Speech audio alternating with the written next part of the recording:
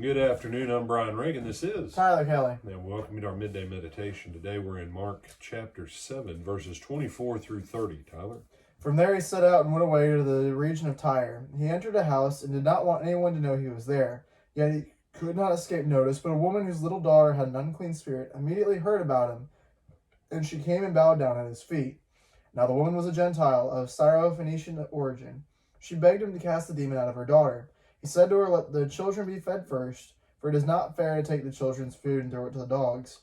But she answered him, "Sir, even the dogs under the table eat the children's crumbs." Then he said to her, "For saying that, you may go. The demon has left your daughter." So she went home, found the child lying on the bed, and the demon gone. All right. So, a lot of things going on in this passage. Jesus did try and take some time off, a little bit, not a lot, but a little bit of time from his ministry to the children of Israel. And so he goes to a place where Israelites don't go. But this incident has a couple of lessons for us. Is there anything in this passage that sticks out to you, Tyler, before we break it down? That we have not discussed in videos before? No. Okay. All right. Her statement, "Sir, even the dogs under the table eat the children's crumbs." She's asking for healing. Jesus says it's not appropriate to give the children's bread to the dogs. Now, what does that mean about the bread, Tyler? What's the bread equated to then here? The healing? Healing. And this we haven't really dealt with in the previous videos that I can recall. There are some who say that healing by faith, New Testament style healing, all that stuff died out when the apostles died. Here's my question.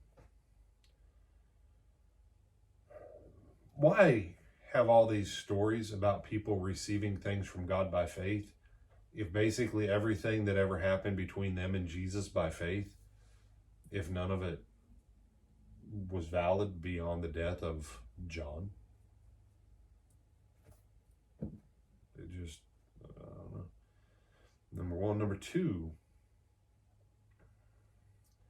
unless you go to like a bread dinner party where all they go, "Hey, we're going to have a bread dinner party. We're going to have 900 different types of breads from all around the world for everybody to eat and get, overstuffed in their stomachs on," right? When you go to a restaurant and they bring you the bread, is the bread the meal or is the bread just a precursor? What think thou, Tyler? A precursor. What thinkest thou? Yeah, it's a precursor. It's not the same as chips and salsa. Chips and salsa are okay to eat the entire meal of chips and salsa, and then you take your Mexican food home with you. Okay? But when you go someplace, they bring out garlic bread with your spaghetti or whatever.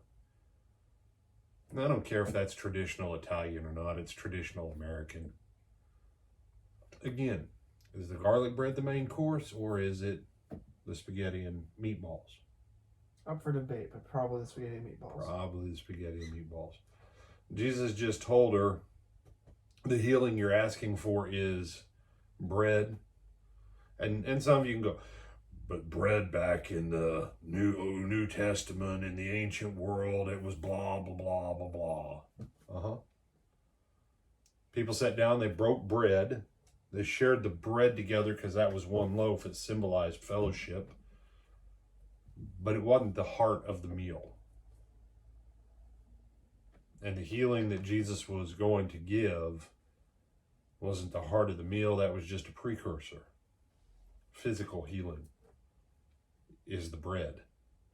And there's enough power in the crumbs off of what the children should eat that the dogs get benefit too. And so if you get caught up in all the racial and blah, blah, no, forget all the racial stuff. Listen to what Jesus is actually saying, what the woman was asking for, and what he's equating in this scenario. And then ask yourself, what is it that you believe that God is able to do in your own life? You have some other thoughts on this? No, sir. With that, I'm Brian Reagan. This is Tyler Kelly. and we bid you good afternoon.